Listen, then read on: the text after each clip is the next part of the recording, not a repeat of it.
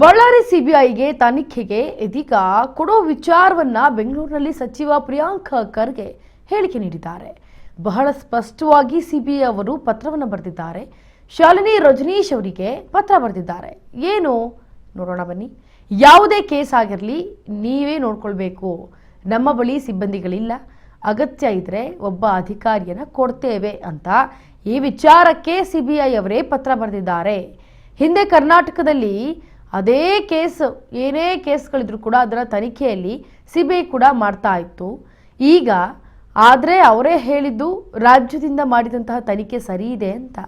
ಮೊದಲು ಬಿಜೆಪಿ ಅವರಿಗೆ ಲೆಟರ್ ಓದೋಕ್ಕೆ ಹೇಳಿದ್ದಾರೆ ಅನ್ನೋ ಮಾತುಗಳನ್ನು ಕೇಳಿ ಬರ್ತಾ ಇದೆ. ಯಾಕಂದರೆ ಬಳ್ಳಾರಿಯಲ್ಲಿ ನಡೆದಂತಹ ಪ್ರಕರಣಕ್ಕೆ ಸಿಬಿಐ ತನಿಖೆಗೆ ಕೊಡೋ ವಿಚಾರವಾಗಿ ಎಲ್ಲ ಕಡೆ ಸದ್ದು ನಡೆಸ್ತಾ ಇದ್ದಾರೆ. ಯಾಕೆ ಅಂತಂದರೆ ಬಳ್ಳಾರಿಯಲ್ಲಿ ನಡೆದಂತಹ ಈ ಪ್ರಕರಣಕ್ಕೆ ಸಂಬಂಧಪಟ್ಟಂತೆ ಯಾಕೆ ಸಿಐಡಿ ಕೊಟ್ಟಿದ್ದೀರಾ, ಸಿಬಿಐಗೆ ಕೊಡಿಯಲ್ಲ ಅಂತ ಒಂದು ಕಡೆ ಪ್ರಿಯಾಂಕ್ ಖರ್ಗೆ ಕೂಡ ಮಾತನಾಡಿದ್ದಾರೆ.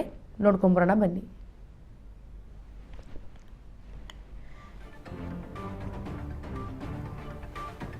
ಇನ್ನು ಬಳ್ಳಾರಿಯಲ್ಲಿ ನಡೆದಂತಹ ಈ ಗಲಭೆ ಪ್ರಕರಣಕ್ಕೆ ಸಂಬಂಧಪಟ್ಟಂತೆ ಏನು ಎರಡು ಬಿಜೆಪಿ ಮತ್ತು ಕಾಂಗ್ರೆಸ್ ನಡುವೆ ನಡೆದಂತಹ ಈ ಎರಡು ಗುಂಪುಗಳ ಮಾರಾಮಾರಿ ನಡುವೆ ಒಂದು ಪ್ರಾಣ ಪಕ್ಷಿ ಹಾರಿ ಹೋಯಿತು. ಇದಕ್ಕೆ ಸಂಬಂಧಪಟ್ಟಂತೆ ರಾಜಕೀಯ ತಿರುವು ಕೂಡ ಪಡೆದುಕೊಳ್ತು.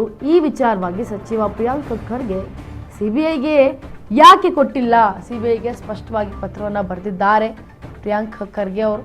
ಯಾಕೆ ಅಂತಂದರೆ ಶಾಲಿನಿ ರಜನೀಶ್ ಅವರಿಗೆ ಕೂಡ ಪತ್ರವನ್ನು ಬರೆದಿದ್ದಾರೆ. ಯಾವುದೇ ಕೇಸ್ ಆಗಿರಲಿ ನಾವೇ ನೋಡ್ಕೊಳ್ಬೇಕು, ನಮ್ಮ ಬಳಿ ಸಿಬ್ಬಂದಿಗಳೆಲ್ಲ ಅಗತ್ಯ ಇದ್ರೆ ಒಬ್ಬ ಅಧಿಕಾರಿಗಳನ್ನ ಕೊಡ್ತೇವೆ ಅಂತ ಈ ವಿಚಾರವಾಗಿ ಸಿಬಿಐ ಅವರೇ ಪತ್ರವನ್ನು ಬರೆದಿದ್ದಾರೆ.